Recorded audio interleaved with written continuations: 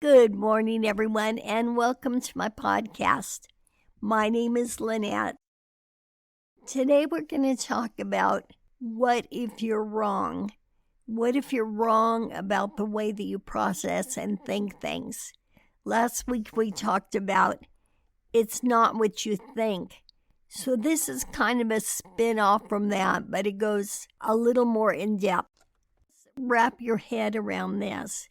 What if you've been processing things incorrectly all this time, or there's an easier way to process things? When you stop and think about why you process a certain situation in a certain way, when you let things really bother you, and it's not really necessary, it's taken away a part of your life, part of your enjoyment. So what if there were a new way to process things that you never even thought about? It's interesting because change comes sometimes when you're backed against the wall and there's nowhere to go but to change. And others do it voluntarily. And I hope you make the choice to make the positive change voluntarily. I myself made changes basically because my health was declining, and I had no choice. I knew something obviously in my life wasn't working for me, and I made the easy changes, and that didn't seem to make much of an impact. So I took the more drastic changes, knowing that by taking these steps, I could lose certain people in my life that I really didn't want to lose, but I had to take that step. And when it was all said and done, when it all came out on the other end, my relationship with these people that I thought I was going to lose turned out to be even better than I ever thought. But what was the gift of all of it was that I came out better. I came out liking myself more. So how these people thought of me didn't even matter as much as it did before. So now we're together because we enjoy each other. And that's how it should be. Somebody should not have a handle on somebody else. It's really interesting when you start to make a change. You will get resistance from people around you. And I think it's because they're used to treating you in a certain way. And when you make this change and they sense that there's a change, certain people will do everything in their power to keep you where you were because it's comfortable for them. And as you change, they're going to start to disrespect you in some ways. Hopefully, it won't happen to you. It won't be your experience, but it was mine. So you don't need to yell. You don't need to get angry. All you do is keep your change going, keep the momentum going. And when you come out on the other end, it's a win-win because you made this change for you. You can be like me and made the change basically kicking and screaming because it's not what I thought I wanted to do. Or you can choose to do it by yourself before something catastrophic happens to you. But nevertheless, if you're at a position or if you're listening to this podcast, perhaps it's your time, your turn in life to make these changes. You have to really evaluate, is the way I'm processing things, is the way I'm going, is the people in my life, the way they treat me, is this what I want? Do I feel like I'm at the right place? And if your answer is no to any of these questions, then you start on your journey to make the necessary changes. And you don't do it for anybody else. You got to be true to yourself. You got to really recognize the reason that you want change, that you're doing it for yourself.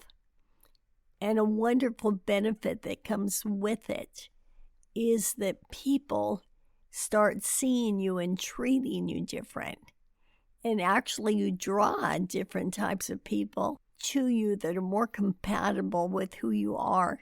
When you start to be your true self and your best self, you align with others that are true to their selves and their best selves. And it's exciting. It doesn't mean you have to abolish previous friendships or relationships, but it means they have to either get on the bandwagon and want to change as well, or they want to stay where they are, and that's certainly their choice. But as you're doing and being who you are, the new you, they can either come along for the ride or they can stay as they are. That's their choice. But it's not your responsibility to make the choice for others.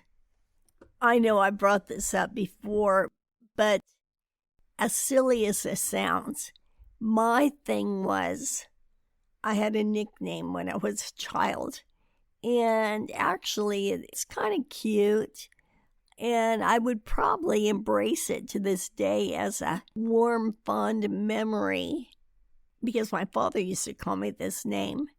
But because somebody used it as a tool to keep me where they wanted me to be so they could treat me the way they always have growing up because this person was a little bit older than me, it made me dislike this name so much that it became a challenge to get this person to stop calling me that.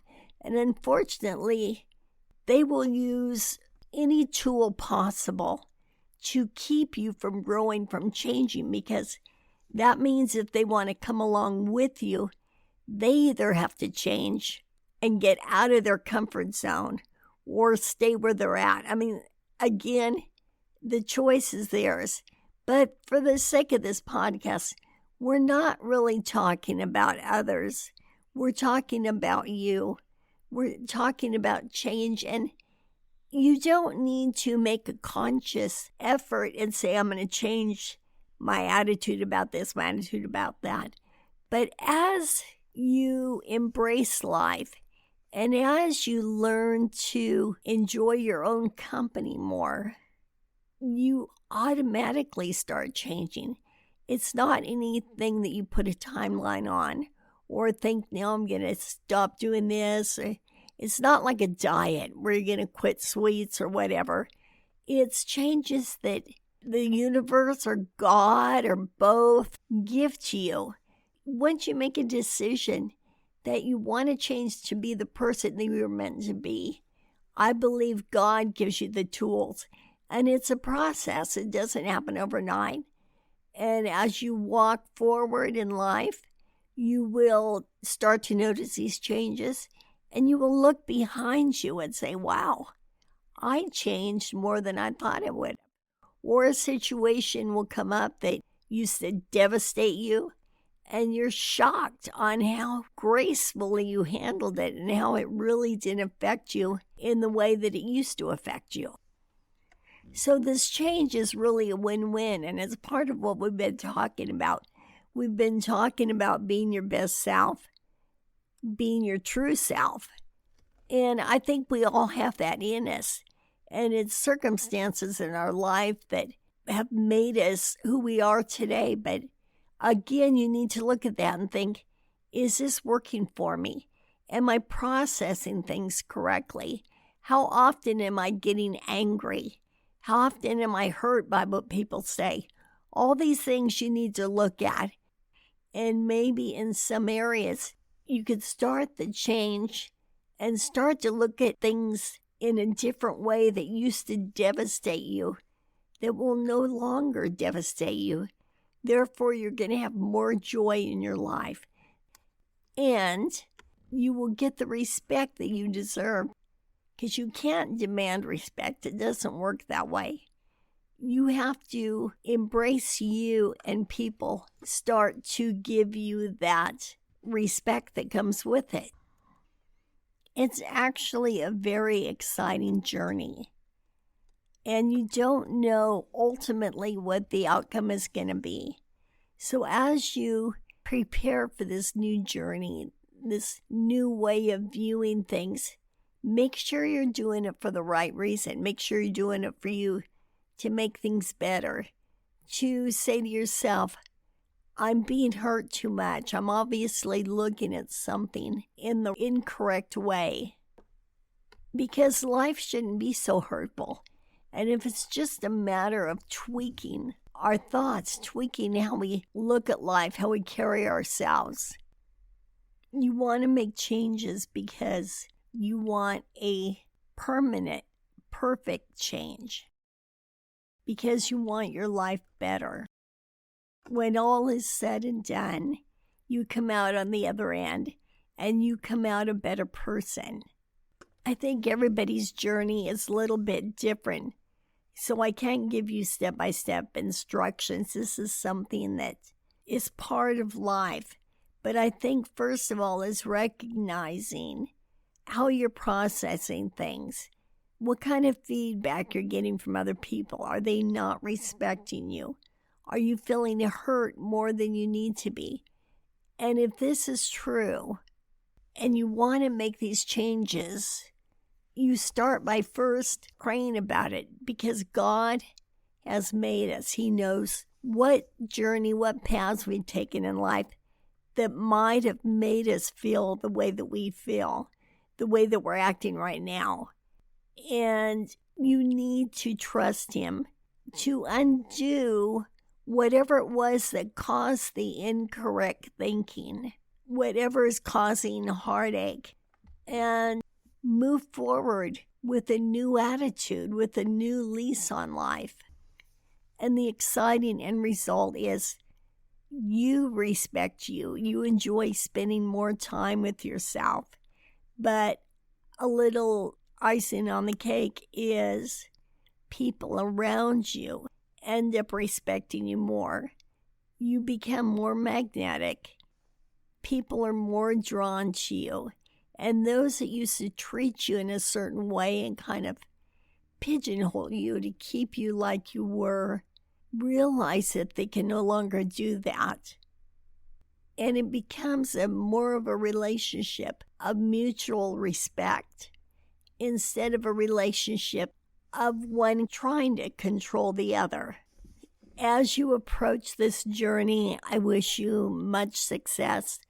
In previous episodes, we've gone over step by step for so many areas because you've got to figure it took you this long to become the way you are right now, which is great, which is perfect. But if you feel something's not working for you, we all know what isn't working for us. Then you start the momentum of making a change.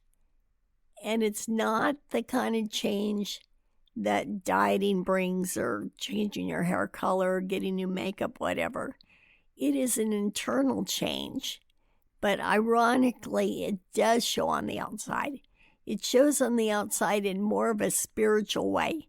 And people do sense that you've changed. They probably can't quite put their finger on it, but they're used to you acting an old way.